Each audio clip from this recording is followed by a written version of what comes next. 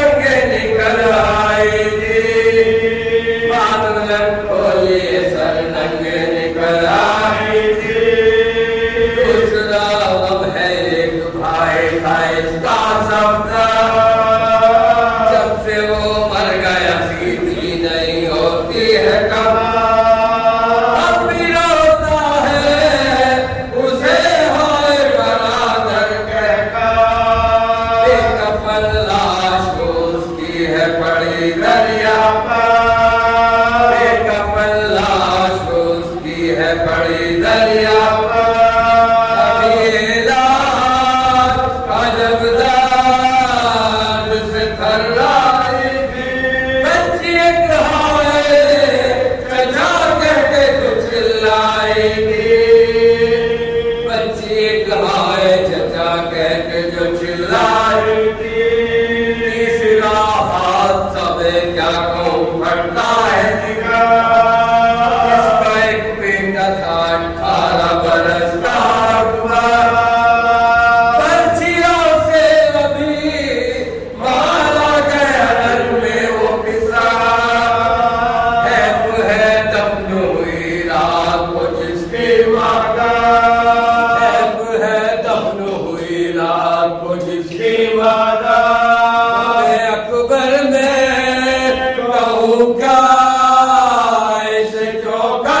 देखा, सबने मैदान में ज़ैनब को खुले सर देखा, सबने मैदान में ज़ैनब को खुले सर देखा, रकम करता है।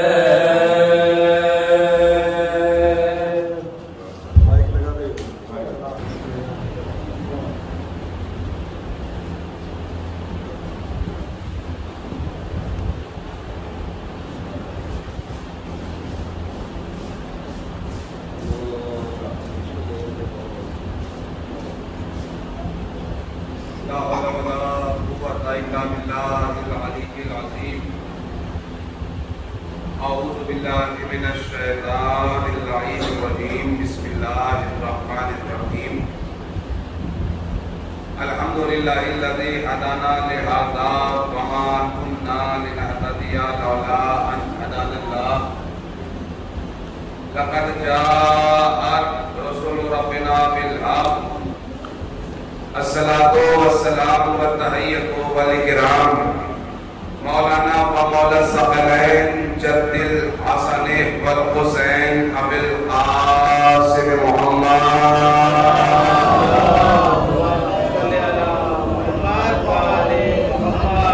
وآله الطيبين الطاهرين المعصومين المظلومين ولعنة الله على أعدائهم أجمعين أما بعد فقد قال سبحانه وتعالى في محكم كتابه المبين وهو أصدق القائلين وقوله الحق بسم الله الرحمن الرحيم يا أيها الذين آمنوا أطيعوا الله وأطيعوا الرسول وأولي الأمر منكم صلوات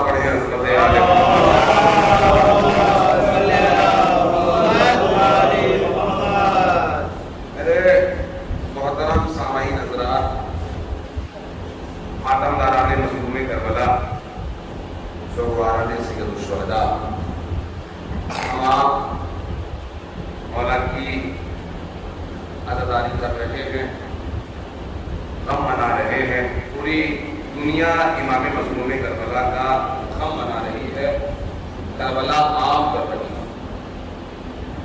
جہاں جہاں بھی مولا کے چاہنے والے ہیں وہاں وہاں عزاداری سید الشہداء برپا ہے، زمین سے لے کے آسمان تک کائنات کا ہر ایک ذرہ یا حسین کہہ رہا ہے،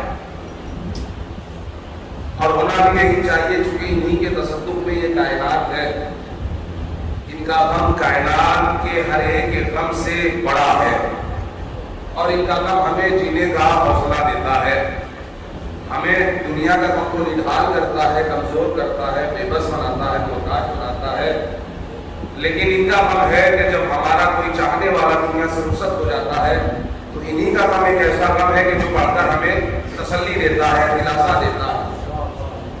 دیکھیے ایام عزا ہے، یعنی 2 مہینہ 8 دنوں کا جو پورا ایام ہے، جو دن ہے، وقفہ ہے، اس کو ایام عزا کہا جاتا ہے، یعنی عزا کے ایام، غم کے ایام، مظلوم پر آنسو بہانے کے ایام، ظالم کے خلاف آواز اٹھانے کے ایام، جسے ہم احتجاج بھی کہتے ہیں۔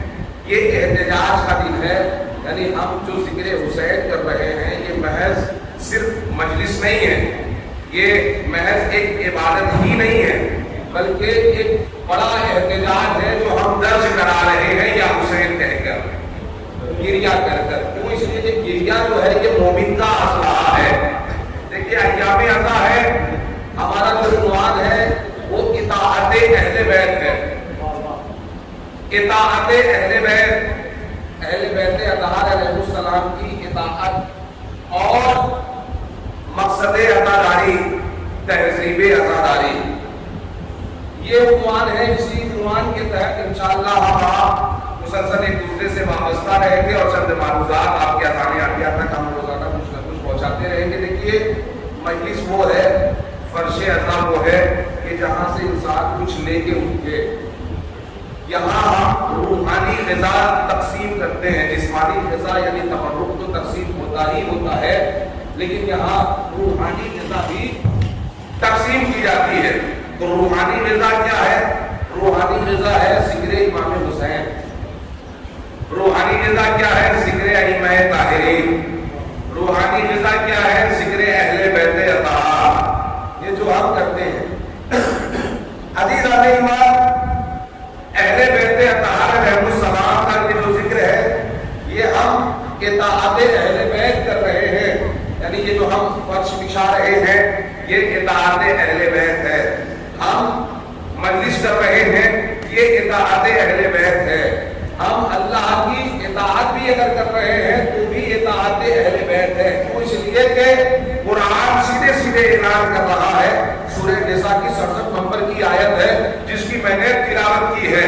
ابھی تو جیسے ہی ایام عزا آتا ہے، ماہ محرم کا چاند نمودار ہو گیا، کل ایک محرم ہو گئی، آج 2 محرم ہے اور جمعے کا دن ہے.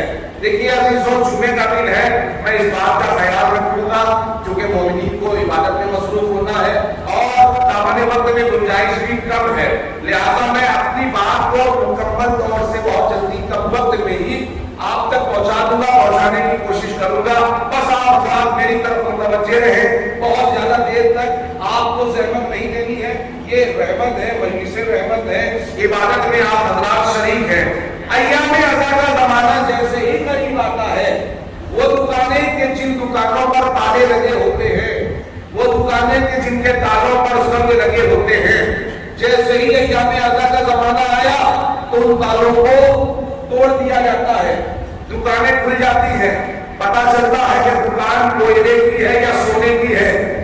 معلوم ہوتا ہے کہ دکان ہے کس چیز کی. اب جو دکان سال بھر بند پڑی تھی اس میں وہ دکان کھلی، تالا ٹوٹا، اب بدعت کے ضربے باہر آئے. اب تبلیغیں ہو رہی ہیں. تبلیغ کیا ہو رہی ہے کہ بھیا یہ شیعہ بدعت رائج کر رہے ہیں. کیا بدعت رائج کر رہے ہیں؟ کہا یہ یا حسین کہتے ہیں، یہ یا علی کہتے ہیں، یہ یا نبی کہتے ہیں. تبلیغ صرف اللہ کے نام پر ہو رہی ہے. بڑی توجہ کی ظاہر بات. تبلیغ ہو رہی ہے اللہ کے نام کی کہ صرف اللہ کو مانو، صرف اطاعت اللہ کی کرو، صرف عبادت اللہ کی کرو، صرف ہاتھ اللہ کے سامنے پھیلاؤ. یہ کیا آپ کبھی پرچم عباس کے سامنے ہاتھ پھیلاتے ہیں؟ یہ کیا کبھی دیر اہل بیت پر ہاتھ پھیلاتے ہیں؟ یہ کیا کبھی آپ یا حسین کہتے ہیں؟ یہ کیا کبھی آپ یا علی کہتے ہیں؟ لیکن گھروں میں جا جا کر لوگ تبلیغ کر رہے ہیں. لوگ تبلیغ کس طرح سے کر رہے ہیں کہ صرف اللہ کو مانو، صرف اللہ کی اطاعت کرو، صرف اللہ کی عبادت کرو. بھائی جو دکانیں سال بھر بند پڑی تھی وہ کھل گئی اور گولیاں نکل پڑی. یہ غلط ہے. کالے کپڑے پہننا غلط ہے، کالا لباس پہننا غلط ہے، یا حسین کہنا غلط ہے، یا علی کہنا غلط ہے. اطاعت صرف اللہ کی ہونی چاہیے، عبادت صرف اللہ کی ہونی چاہیے.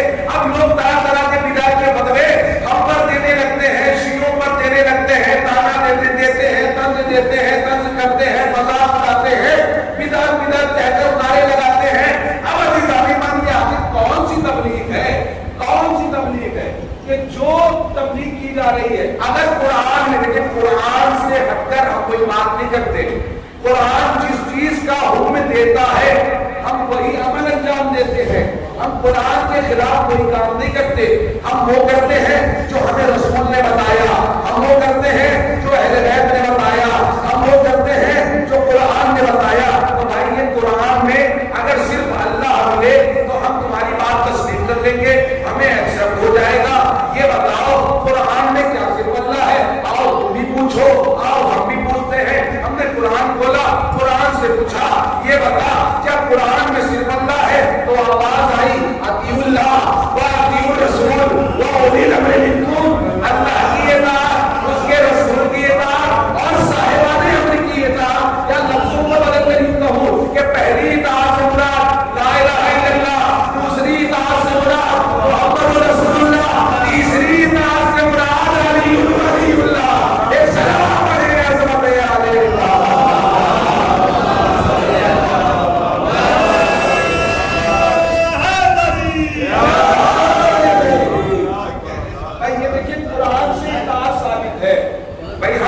مرضی سے نہیں کہہ رہے ہیں نا, ہم کسی کی دل آزاری نہیں کرتے. دیکھیے اسلام دلوں کو جوڑنے کا نام ہے, دلوں کو توڑنے کا نام نہیں ہے.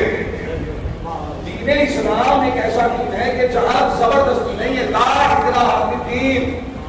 دین میں کوئی جبر نہیں ہے, دین میں کوئی تشدد نہیں ہے, دین میں کوئی زبردستی نہیں ہے. یہاں تو یہ ہے شریعت میں کہ آپ اللہ کو بھی اللہ اس وقت مانو جب آپ کی عقل تسلیم کرے. کسی کے کہنے سے مت مانو کہ اللہ ہے. جب آپ کا دل, آپ کا دماغ گواہی دے تو آپ اللہ کو تسلیم کرو. دیکھیے آپ اپنی مرضی سے نہیں کرتے. لیکن اگر کوئی بات, دیکھیے مقصد اہل بیت اطہار یہی رہا ہے, کربلا کا مشن یہی رہا ہے کہ ہم آئینہ دکھائیں باطل کو. اگر کوئی بھٹک رہا ہے, امام حسین بزرگوار سامنے بیٹھے ہیں, میری حوصلہ افزائی کر رہے ہیں, ہمیں بہت اچھا محسوس ہو رہا ہے اگر بزرگ کسی بات کی تائید کرتے ہیں. میرے نوجوان بیٹھے ہوئے ہیں اور یہ آواز سے آواز ملائیں گے. دیکھیں مجلس حسین کو ہونی چاہیے کہ جس میں انسان کچھ سیکھے, کچھ سیکھ کے اٹھے. بس آپ تھوڑے ساتھ متوجہ رہے امام حسین کیا کہہ کر نکلے ہیں مدینے سے. آج تو معلوم ہے نا, آج کے دن مولا پہنچے ہیں کربلا میں, کیا کہہ کر نکلے ہیں؟ یہ کہہ کر نکلے ہیں نانا کی طرف اشارہ کیا ہے, سلام کیا ہے, نانا گواہ رہیے گا میں نکل رہا ہوں. کس چیز کے لیے نکل رہا ہوں؟ نانا تیری امت کی اصلاح کے لیے نکل رہا ہوں. نانا میں تیری امت کی اصلاح کے لیے نکل رہا ہوں. بھائی اصلاح کس کی جاتی ہے؟ اصلاح اس کی جاتی ہے کہ جو بھٹکا ہوا ہو, جو گمراہ ہو, جو راہ ہدایت سے بھٹک گیا ہو, جو صراط مستقیم سے دور ہو گیا ہو, جو گمراہ ہو گئے تھے, حسین انہیں راستہ دکھانے کے لیے نکل رہے ہیں. امام حسین کا یہی تو جملہ ہے نا کہ نانا گواہ رہیے گا میں نکل رہا ہوں. کس لیے؟ تیری امت کی اصلاح کے لیے, تاکہ تیری امت کو سیدھے راستے پر لا سکوں, صراط مستقیم پر لا سکوں, جو بھٹکے ہوئے ہیں انہیں حق کا راستہ دکھا سکوں. کیوں؟ اس لیے کہ یہ شریعت کے بانی ہیں, یہ شریعت کے وارث ہیں, یہ کتاب کے وارث ہیں, یہ مالک کتاب ہیں, یہ وارث کتاب ہیں, یہ خانہ کعبہ کے وارث ہیں, یہ مکہ و مدینہ کے وارث ہیں, یہ رسول کے وارث ہیں, یہ شریعت کے وارث ہیں, یہ دین کے وارث ہیں, اسلام کے وارث ہیں. ان کے ہوتے ہوئے اگر کوئی غلط کام ہوگا تو ان کی ذمہ داری ہے کہ یہ لوگوں کو بتائیں کہ کیا صحیح ہے اور کیا غلط ہے, کیا حق ہے اور کیا باطل ہے. رسول کے دنیا سے چلے جانے کے بعد زمانہ اتنا زیادہ تبدیل ہو گیا کہ لوگوں نے جو حرام شے تھی اسے حلال میں تبدیل کر دیا, جو حلال محمدی تھی اسے حرام میں تبدیل کر دیا. لیکن کتنا زمانہ گردش کر رہا ہے, جسے رسول نے حرام کہا تھا اسے حلال بنایا جا رہا ہے, جسے رسول نے حلال کہا تھا اسے حرام بنایا جا رہا ہے. یہ شریعت میں تبدیلیاں ہو رہی ہیں, عیاشیاں عام کی جا رہی ہے, شراب پینا عام کیا جا رہا ہے, زنا عام کیا جا رہا ہے.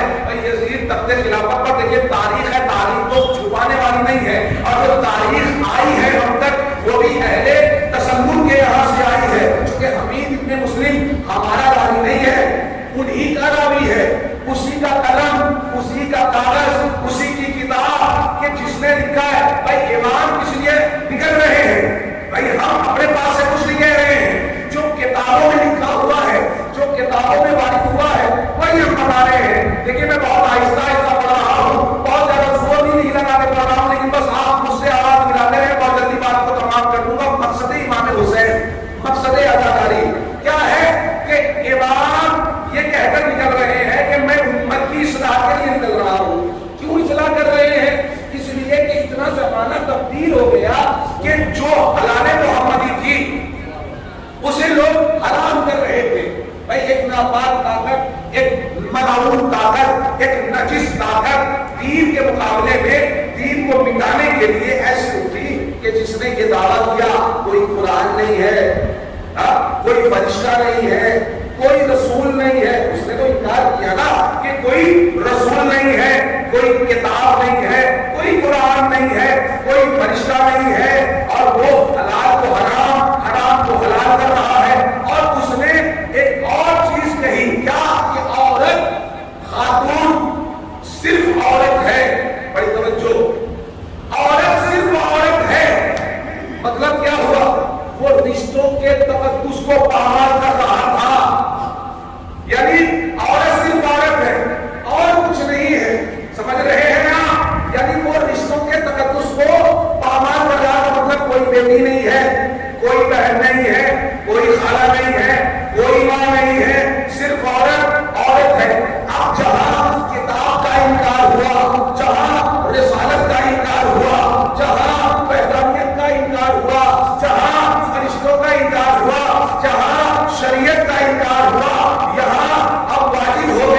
شریعت کے بانی پر کہ وہ بتائے توحید بھی ہے، وہ بتائے رسالت بھی ہے، وہ بتائے قرآن بھی ہے، وہ بتائے کہ شریعت بھی ہے، کہ شریعت کے قوانین کیا ہے۔ دیکھیے امام علی مقام جنگ کرنے کے لیے نہیں نکلے ہیں، بلکہ اگر کوئی جنگ کرنے کے لیے نکلتا ہے اس کی تعین کریں گے تو وہ اپنے ہاتھوں میں اسلحے لے کر نکلتا ہے، وہ پوری باقاعدہ جنگ کی تیاری کے ساتھ نکلتا ہے۔ لیکن ہم نے دیکھا کہ حسین نکل رہے ہیں اپنے چھوٹے چھوٹے بچوں کو لے کر، 6 مہینے کا بچہ، دودھ پیتا ہوا بچہ بھی ہے تو اسے حسین لے کر نکل رہے ہیں، گھر کی عورتوں کو لے کر نکل رہے ہیں، گھر کے بچوں کو لے کر نکل رہے ہیں، گھر کی خاتون کو مخدرات عصمت و طہارت کو لے کر نکل رہے ہیں، امام بہن کو بھی لے رہے ہیں، امام بیٹی کو بھی لے رہے ہیں، امام سودا کو بھی لے رہے ہیں، اور ماں کی جگہ پر حضرت بی بی فضا کو بھی لے رکھا ہے۔ اس کا مطلب کیا ہوا؟ کربلا ہے ہر شے کا جواب، کربلا ہے ہر شے کا جواب۔ پر بیٹھے ہوئے اس ملعون نے کیا کہا تھا؟ یہی کہا تھا نا کہ عورت صرف عورت ہے، یعنی کوئی بیٹی نہیں، کوئی بہن نہیں، کوئی ماں نہیں، کوئی خالہ نہیں، کوئی بیٹی نہیں۔ اس نے یہی تو انکار کیا تھا۔ تو بھیا جس رشتے کا اس نے انکار کیا، جس رشتے کے تقدس کو وہ پامال کر رہا تھا، وہی رشتہ امام علی مقام کربلا کے میدان میں لے کر آئے ہیں۔ امام بتا رہے ہیں کہ میں بتاؤں گا بہن کا مرتبہ کیا ہے، میں بتاؤں گا بیٹی کی عظمت کیا ہے، میں بتاؤں گا کہ اسلام میں عورت کا معیار کیا ہے۔ سلام کرے عظمت علی محمد۔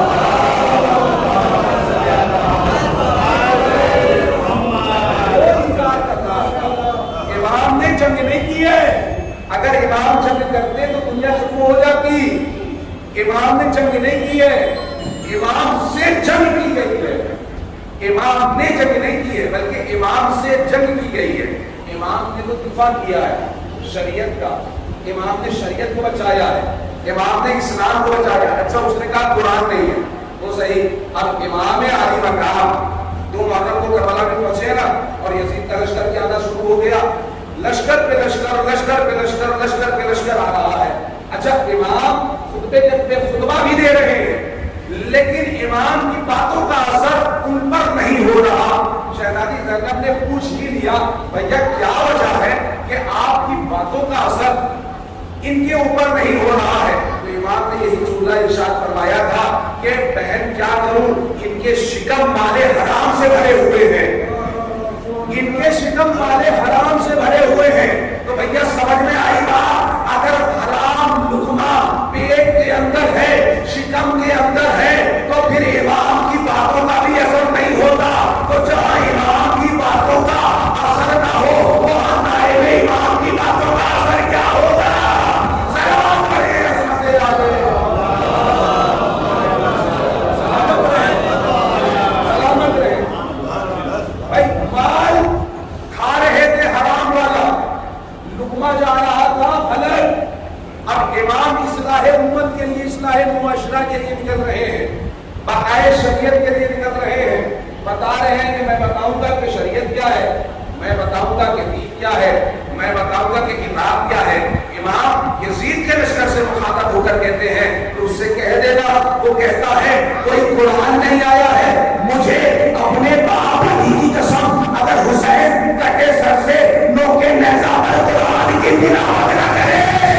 سلام کرے عظمت علی محمد۔ امام علی مقام نے بقائے دین کے لیے، شریعت کی حفاظت کے لیے، رشتوں کے تقدس کے لیے قربانی پیش کی ہے۔ اچھا ہم یہ جو عزاداریہ سید الشہداء کر رہے ہیں اس میں تہذیب عزا کیا ہونی چاہیے؟ کل بھی میں نے عزاداریہ سید الشہداء کس طرح سے منانا چاہیے، کس طرح سے فرش بچھانا چاہیے، اس کی کیا عظمت ہے، اس کا کیا معیار ہے، اور اسے مولا کے عزادار کیسا ہونا چاہیے، مولا کے عزادار کی ساری چیزوں پر میں نے روشنی ڈالی تھی۔ تو عزیزوں ہمیں سب سے اہم چیز جو ہے کسی بھی امر کے لیے، کسی بھی عبادت کے لیے، اطاعت کے لیے، موضوع ہے اطاعت اہل بیت۔ سب سے پہلے اطاعت کرنے سے پہلے ہمارے قلب کے اندر سکون ہونا چاہیے، اطمینان ہونا چاہیے، خلوص ہونا چاہیے۔ اگر خلوص ہے تو آپ کی عبادت قبول ہے. اگر خلوص نہیں ہے پھر آپ کی عبادت رائگاں ہے، بیکار ہے، پھر عبادت قبول ہونے والی نہیں ہے. عزیزان ایمان، دیکھیے یہ کربلا ہے، کربلا ہمیں بہت کچھ سکھاتی ہے. کربلا کے توسط سے بگڑے ہوئے کام بھی بن جاتے ہیں. اور کربلا میں کوئی ایسا نبی، کوئی ایسا پیغمبر نہیں ہے کہ جو کربلا سے ہو کر گزرا ہو. کربلا کا وجود سن 1461 ہجری سے نہیں ہے بلکہ بہت پہلے سے ہے. جب حضرت آدم آب و گل کے درمیان تھے تب بھی کربلا تھی، اور جب دنیا میں آئے تب بھی کربلا تھی. اور امام عالی مقام کا اس وقت بھی نام تھا، اور امام عالی مقام کی مظلومی کو خدا عام کر رہا تھا. عزیز و تاریخ ہے کہ حضرت آدم اور حضرت حوا کو جب اللہ نے زمین پر بھیجا، جب یہ زمین پر آئے تو یہ الگ الگ وادی میں آئے. جناب حضرت آدم کو شری لنکا کی وادیوں میں اتارا جو اس وقت ہندوستان کا ہی حصہ تھا، جو یہاں اتارا. اب عزیزان یہاں سے ہوتے ہوئے تقریباً 300 سالوں تک حضرت آدم اور حضرت حوا ایک دوسرے سے جدا رہے، ایک دوسرے کو تلاش کرتے رہے. اور حضرت حوا جو ہے وہ مکے کی سرزمین پر اتری، مکے میں آئی. اب عزیزان ایک دوسرے کو لوگ تلاش کر رہے ہیں. حضرت آدم تلاش کرتے کرتے کربلائے معلیٰ کی سرزمین سے گزرنا ہوا، یعنی عراق کی سرزمین پر پہنچے. اور عراق سے ہوتے ہوئے جب سرزمین کربلا پر پہنچے ہیں تو تاریخ نے ایک عجیب و غریب جملہ لکھا. کیا لکھا کہ حضرت آدم کا پیر اٹھا اور حضرت آدم زمین پر گر گئے، جس سے ان کی پیشانی شکستہ ہو گئی اور خون جاری ہو گیا. ایک مرتبہ حضرت آدم نے دستے اٹک ڈھونڈا بارگاہ اہلیت میں، کہا پروردگار میں تیرا نبی ہوں، تو نے مجھے نبی بنا کر، تو نے مجھے خلیفہ بنا کر اسلام کا اس دنیا میں بھیجا ہے. یہ بتا مجھ سے کون سی خطا سرزد ہوئی ہے کہ جس کی وجہ سے میرا خون یہاں بہ گیا ہے. ایک مرتبہ قدرت کی آواز آئی، جبرائیل نازل ہوئے. جبرائیل پیغام خدا بندی عالم لے کر آئے. کہا کہ اللہ یہ چاہتا ہے کہ اس جگہ پر یہاں کی خاک میں تمہارا بھی خون شامل ہو جائے. توجہ عزیزان ایمان، یہاں کی خاک میں تمہارا بھی لہو، تمہارا بھی خون شامل ہو جائے. ایک مرتبہ حضرت آدم نے سوال کر لیا کہ یہ بتائیے کہ یہ زمین کون سی ہے؟ کہا یہ زمین ہے کربلا. کہا کربلا کی زمین میں میرا خون کیوں ملایا جا رہا ہے؟ کہا اس لیے کہ یہاں تمہارا ایک بیٹا قتل کیا جائے گا. توجہ عزیزان ایمان، کہا اس لیے کہ تمہارا ایک بیٹا بڑی بے دردی کے ساتھ اور اس کی اولاد قتل کی جائے گی، جو آخری پیغمبر کا نواسا ہوگا، جو ہمارے رسول کا نواسا ہوگا، بھیجے ہوئے کا نواسا ہوگا، محمد مصطفیٰ کا نواسا ہوگا. اچھا نبی کا نواسا ہوگا، میرا بیٹا ہوگا، میرا خون یہاں شامل نہیں کیا جا رہا ہے. کہا اس لیے کہ اس کا خون بہایا جائے گا. اس کا خون جب یہاں بہے گا تو ہم یہ چاہتے ہیں کہ حسین کے لہو کے ساتھ تمہارا لہو بھی شامل ہو جائے، تمہارا لہو بھی یہاں کی خاک میں مل جائے. اب حضرت آدم نے انداز بدلا. حضرت آدم نے کہا یہ بتا پروردگار، میرے حسین کو، میرے بیٹے کو، رسول کے نواسے کو آگے کون قتل کرے گا؟ آگے کون مارے گا؟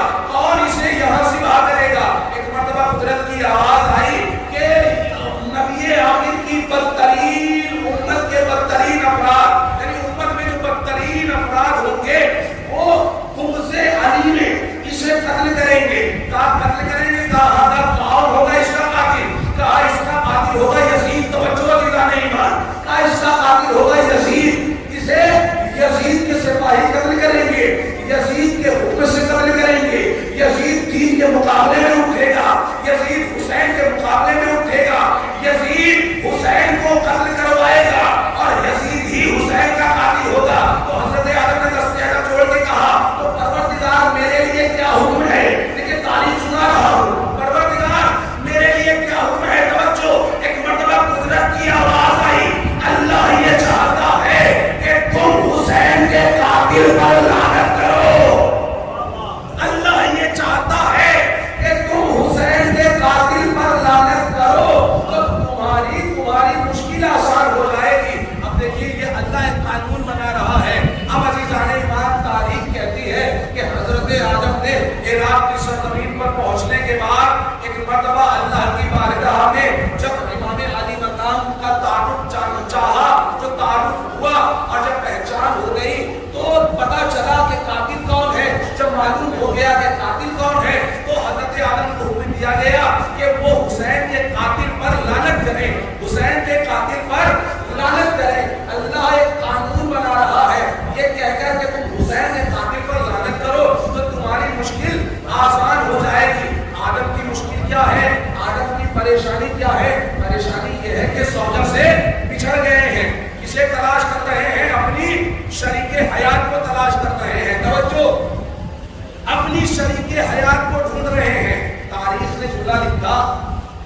عراق سے آگے جب سرزمین مکہ پر پہنچے ہیں، عرب کی وادیوں میں پہنچے ہیں، تو عرب کی وادیوں میں پہنچنے کے بعد جب مکہ پہنچے ہیں، مکے میں پہنچنے کے بعد جب صفا اور مروہ کی پہاڑیوں پر پہنچے ہیں تو حضرت حوا سے ملاقات ہوئی.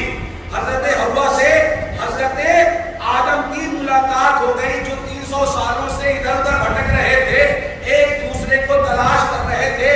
حضرت آدم کربلا سے گزرے تو حضرت آدم کی مشکل آسان ہوئی.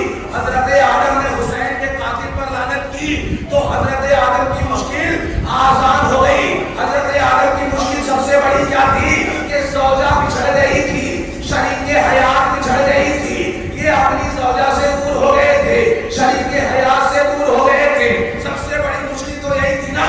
تو اللہ قانون بنا رہا ہے، اللہ عمل قائم کر رہا ہے، اللہ ایک عمل بتا رہا ہے قیامت تک کی نسلوں کے لیے کہ دیکھو میں تمہیں ایک عمل بتا رہا ہوں کہ جب بھی تم کبھی کسی بڑی مصیبت میں گرفتار ہونا یا تمہارا کوئی اپنا عزیز اگر تم سے کوئی بچھڑ جائے تو تمہیں پریشان ہونے کی ضرورت نہیں ہے، تمہیں کہیں جانے کی ضرورت نہیں ہے. بس حسین کے قاتل پر لعنت کر لینا، تمہاری مشکل آسان ہو جائے گی. صلوات پڑھیں عظمت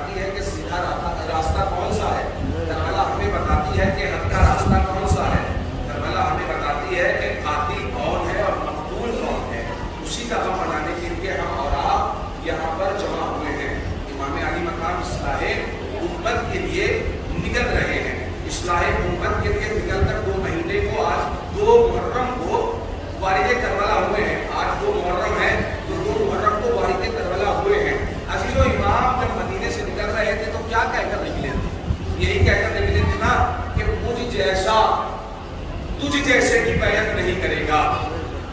امام کو کہہ دینا یہ چاہیے تھا کہ میں حسین ابن علی یزید کی بیعت نہیں کروں گا. لفظ جیسا کہا ہے امام نے، لفظ جیسا، اس کا مطلب یہ ہے کہ امام کی آنکھیں نگاہیں دیکھ رہی ہے قیامت تک کی نسلوں میں کہ یزید جیسے بھی آئیں گے اور حسین جیسے بھی آئیں گے. اب ذمہ داری اپنی اپنی ہے، اپنے اپنے مقدر کی بات ہے کہ کون حسین جیسا بنے اور کون یزید جیسا بنے. یہ اپنے اپنے مقدر کی بات ہے. یعنی جو حسینی ہوگا وہ کبھی بھی یزید کی تباہ نہیں کرے گا، یزید کی بیعت نہیں کرے گا، یزید کے راستے پر نہیں جائے گا. امام مدینے سے نکل گئے ہیں.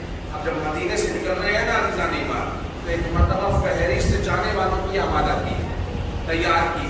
فہرست تیار کرنے کے لیے آقا عباس کو بلایا. آقا عباس کو بلانے کے بعد کہا میرے بھائی علمدار، میرے لشکر کے علمدار، ہم چاہتے ہیں کہ آپ جانے والوں کی فہرست تیار کریں. ہم نام بول رہے ہیں، آپ وہ اسماء لکھتے رہیے. اب عزیزان ایمان، امام عالی مقام نے کاغذ اور قلم آقا عباس کے حوالے کیا. مولا نے نام بولنا شروع کیا، اپنا نام لکھا، مولا عباس کا نام لکھا، جناب علی اکبر کا نام لکھا، جناب علی اصغر کا نام لکھا، اور محمد کا نام لکھا، تمام بنی ہاشم کا نام لکھا اور اصحاب و انصار کا نام لکھا. لکھنے کے بعد میں اب باری آتی ہے مخدرات عصمت و طہارت کی. اب مخدرات عصمت و طہارت کی جب باری آتی ہے تو ایک مرتبہ بزرگوں سے شروعات ہوتی ہے. سب سے پہلے حضرت فضہ کا نام لکھا جاتا ہے. آقا عباس نے شہزادی فضہ کا نام لکھا، بی بی فضہ کا نام لکھا. لکھتے لکھتے لیلا کا نام لکھا، مروہ کا نام لکھا، بی بی رباب کا نام لکھا. اب جب بات آئی کہ لکھو زینب بنت علی، اب جیسے ہی شہزادی زینب کا نام آیا، ایک مرتبہ آقا عباس کے ہاتھوں میں لرزہ آیا. کاغذ ہاتھوں میں ہے، قلم ہاتھوں میں ہے، لیکن تاریخ نے بتایا کہ آقا عباس نے زینب کا نام اس طرح سے لکھا کہ سے کہیں لکھا، یہ کہیں لکھا، نون کہیں لکھا، بے کہیں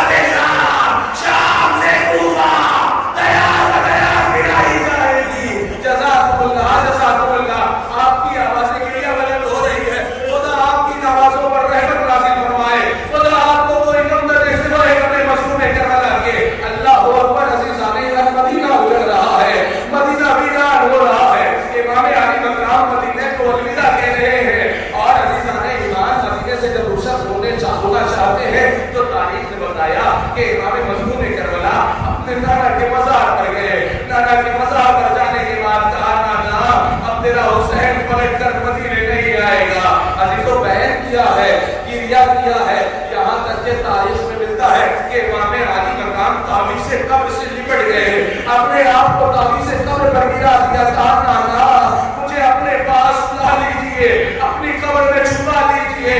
عزیزان ایمان قبر رسول نزلے، قبر رسول نزلے لگی، قبر رسول سے آواز آنے لگی، بیٹا حسین ہم تمہارے ساتھ ہیں۔ اللہ اکبر، نانا سے الوداع کہا، بھائی کے مزار پر پہنچے ہیں، بھائی سے الوداع کہا۔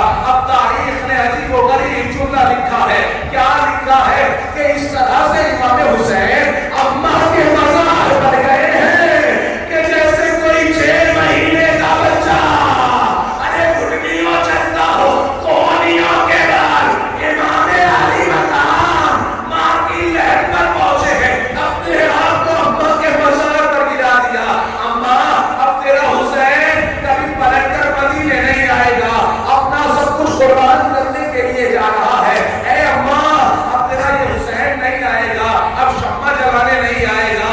اے اماں اب تیرا حسین کبھی اصغر کی قربانی دے گا، کبھی اکبر کی قربانی دے گا، اب نہ واپس آنے کے ارادے سے نہیں جا رہا ہے بلکہ کربلا کو آباد کرنے کے لیے جا رہا ہے۔ عزیزو تاریخ کہتی ہے کہ حسین کا پین اس قدر دردناک تھا کہ قبر بطول سے لرزنے لگی، قبر بطول میں زلزلہ آ گیا۔ اب جیسے ہی زلزلہ آیا بطول کی آواز آئی، اے میرے لاڈلے حسین، ارے تم کیا سمجھتے ہو تم مدینہ چھوڑو گے تو میں چین سے لہر میں رہوں گی؟ کربلا بعد میں پہنچو گے، پہلے میں کربلا پہنچوں گی، کربلا پہنچ کر اپنے بالوں سے تیرا مقتل صاف کروں گی، اور تیرے گلے پر جب خنجر چلے گا تو یہ تیری اجڑی ہوئی ماں وہی اپنی باہیں پھیلائے ہوئے آواز دے گی، اے میرے لال حسین آجا، میری آغوش میں آجا۔ انا للہ و انا الیہ راجعون۔ رزم بے مزاحہ و تسلیم لعمرہ و بیان الذین ظلموا منقلبین علیہم بارک اللہ۔ یہ محمد وال محمد کا واسطہ ہماری اس عبادت کو قبول کرنا، بارے رہا مجھے محمد وال محمد کا واسطہ جتنے بھی حاضرین یہاں تشریف رکھتے ہیں انہیں اس وقت تک نہ اٹھانا جب تک کہ یہ کربلائے مولا کی زیارت کو شرف نہ ہو جائے۔ پروردگار مجھے محمد وال محمد کا واسطہ ہے، جہاں جہاں بھی شیعان اگر اقرار ہیں ان کی جان و مال و عزت و آبرو کی حفاظت کرنا۔ پروردگار ہمیں خلوص نیت کے ساتھ حضرت سید الشہداء برپا کرنے کی توفیق عنایت فرما۔ پروردگار محمد وال محمد کا واسطہ ہے، ہمارے اندر سے بغض، عداوت، حسد، نفاق کو دور فرما۔ پروردگار محمد وال محمد کا واسطہ ہے، روائے زمین احترام کا سایہ ہمارے سروں پر باقی رہے، امام زمانہ کے ظہور میں داخل فرما اور ہمیں ان کے عمل و انصار میں شمار فرما۔ ربنا تقبل منا انک انت السمیع العلیم برحمتک